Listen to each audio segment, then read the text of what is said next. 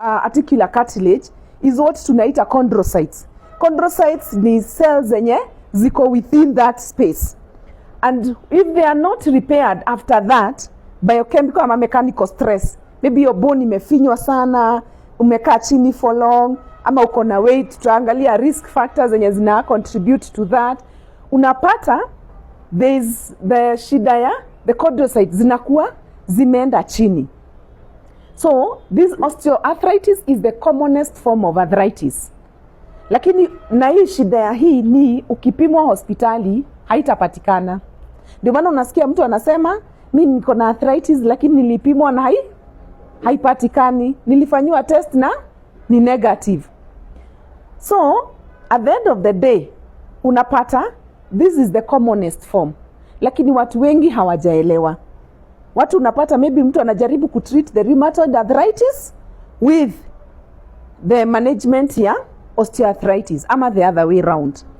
Then this one ina affect cartilage. Si tulisema hizo joints, the cartilage, the bones, the ligament, utu vitu wote tunashikanisha bone moja from one to the other. You know? Na tendons, utu vitu, those are the ones that are mostly affected. Na pia ina affect the small joints. Ushaiona watu huku wanashindwa mpaka kufold mkono? Hamchakutana na wao? There are very many. So ina affect the small joints, kama hizi za the fingers, the spine, zina affect all those. Nikona hiki kitu na ninasahau. Vini, si unikumbushe. So the symptoms, what are the symptoms of osteoarthritis ama OA? So kuna joint pain and joint swelling. Osteoarthritis, mtu anakuwa na joint pain, unasikia uchungu. Unasikia uchungu na joint swelling, unapata mtu amefura. Then kuna tenderness, unapata mtu akifanya hivi palpation, tunaita palpation hivi, mtu anasikia uchungu, there is pain. Then because of the pain, kama ni knee, unapata kutembea inabidi unashikilia ndio uweze kuteremua. There is what we call reduced range of motion. Then there is what we call crepitus. Crepitus ni ile unaenda kufanya hivi unasikia clackling, unasikia unaenda kufanya hivi ama ukifanya vidore hivi especially magoti. Then kuna nodular. Nodulars ni nodules huku, unapata mtu amefura. So what are the causes ama risk factor? Nini inafanya hizi vitu zote zitokeleze? So unaweza pata umetembea sana ama umetumia joint, tunasema ile overuse ama repetitive motion of joints. Mtu anatembea sana, mtu anafanyisha joints zake kazi sana. Haya, kunaweza kuwa mtu maybe ulianguka wakati mmoja ama ukaumia kwa hizo joints.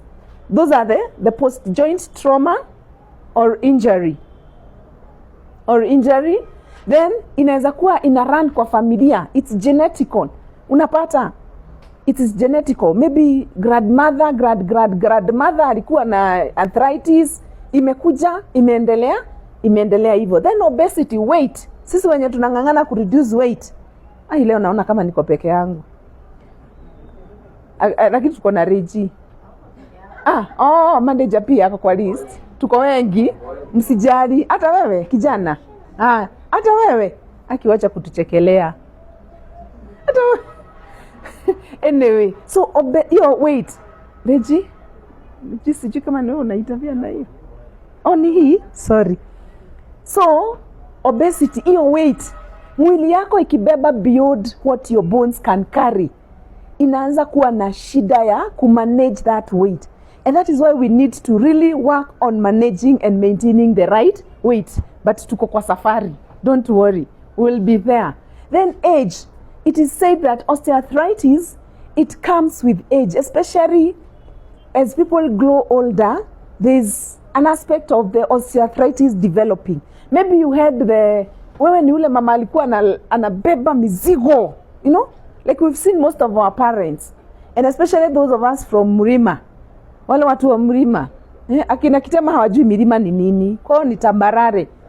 Watu wa milima sisi huko tumebeba mizigo, tunapandisha maji kwa mitungi, you know, tunabeba mizigo, nyasi ya ng'ombe and all those things. So because of that where in frequent use of our joints and our bones, there is develop weakness. So by the time tunazeeka mwili inaanza kuwa, but we know those things are reversible. Then sex, female, we are very prone.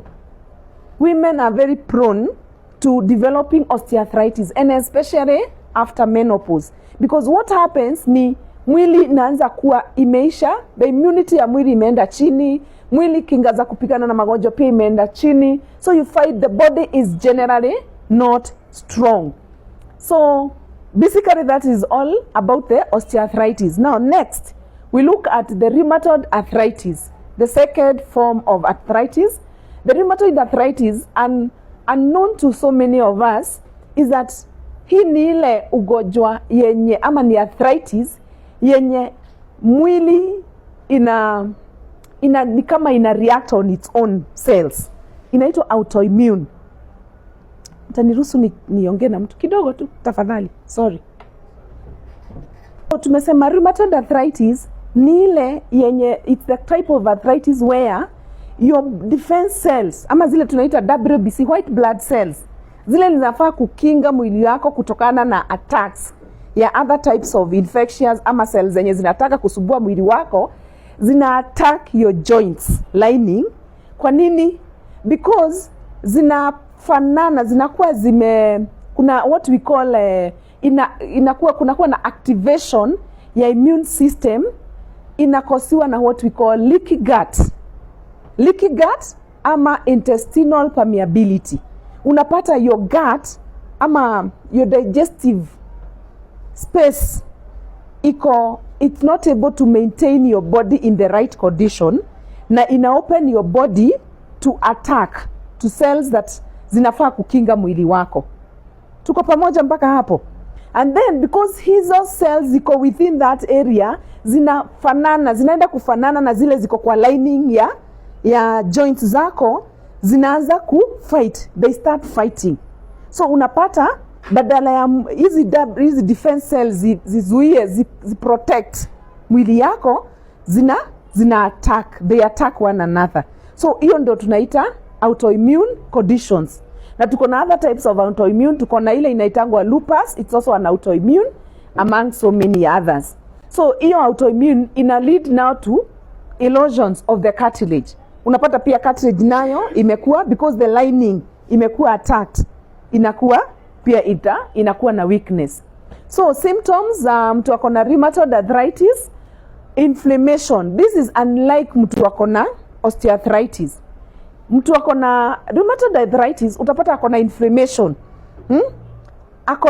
Kuna feeling of kama ni joto yenye ni si kama joto, but tunasikia ni kama burning sensations kwa joints.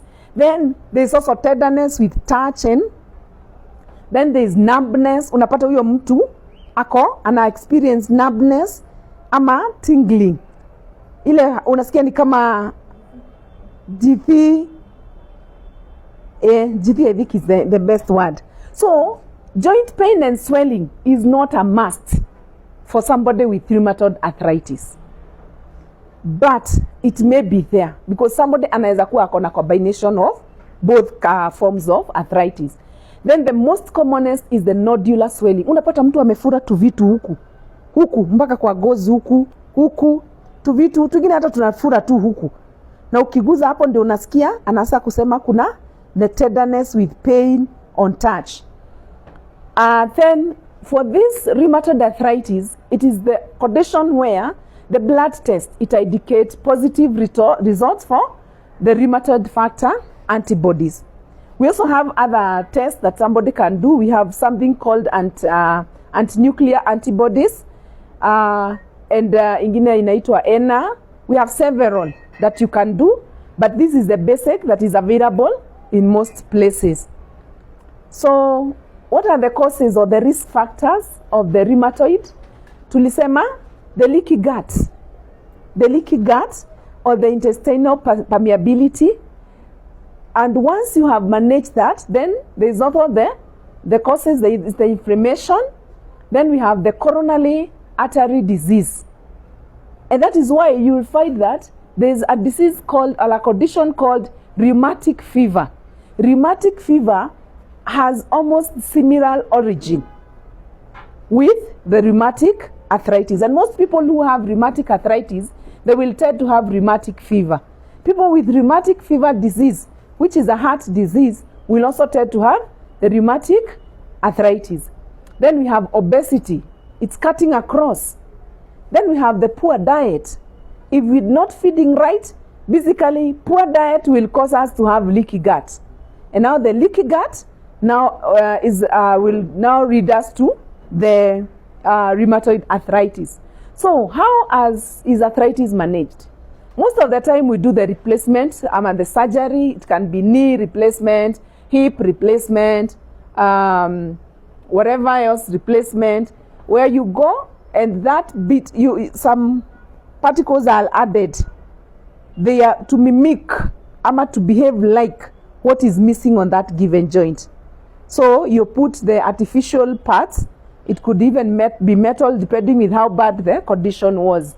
Then the analgesic. Analgesic are the painkiller that everybody learn to. When you have joint pain, we keep running to what? What is the commonest? Kitema. Ujai kunywa? Diclofenac, thank you. Diclofenac is the most common. Meloxicam, good. Meloxicam, Meloxicam. Naito Meloxicam ka? Meloxicam. Yes, Brufen, Zuru, what's a MR? People want a MR so that it is releasing very fast, Another one? Ingine watu wanatumia daktari. Mufesel, daktari. Mtajuaje ni daktari? Anapeana majina makubwa. Mazito. Hiyo ndio anapeana, alikuwa na prescribe before apate mwanga. Si ndio daktari? Siku hizi alijua mwanga, anajua. Actually, me there is something I'm requesting. Kindly bring us back Gruzo joint. Gruzo joint is a must have for people with any kind of pain, whether joint pain or even headache. Me, I used to tell Betty, my upline, I would buy Gruzo joint, and even if it's a headache, I take Gruzo joint and my headache is gone. Do I have a witness? Thank you, Jackie. Yes. Gruzo joint was my go-to. Me, I never use. I don't even remember the last time I took a Panado. And I stayed with Gruzo joint. It's been out for some time, but I think I finished mine towards November, because it is very good. The original one. Gruzo joint, the original one. No, even the other one. Oh. The F, even the F. Okay. Yes, I didn't get to buy the Pro. Now the Pro, I will tell you, people will take one product when they are not even able to purchase like Examina card. Yes. And especially people with already experiencing pain. Yes. That is sorted. Yeah. Thank you very much. At least I have a witness. Then we have what we call the autoimmune suppressant. Remember we said we have learned that rheumatoid arthritis is an autoimmune inflammation kind of arthritis. So what happens is that you find people are given the autoimmune suppressant, and those autoimmune suppressants are not just, those things are not good, but you have to take them for those. But now we also have what we say, the dietary therapy. Weight loss was supposed to be there. I don't know how I missed that. Weight loss is another form of management of arthritis. Then there is the dietary therapy. And dietary therapy now fall in the place where our products, BF Suma, come on board. Right? So, we're going to look at different recommended BF Suma products. Now, I may not really go into details in most of these, but I'll major on like 2 or 3. So what happens is that we remember what we said last week. For those who are absent last week, we said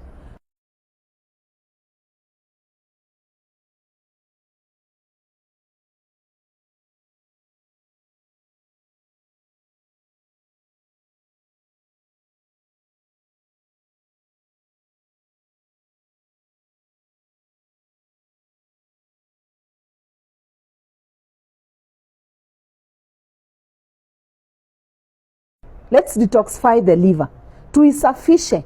Ikisha ng'ara, client hata akitumia products zingine zote zitamnufaisha. Why?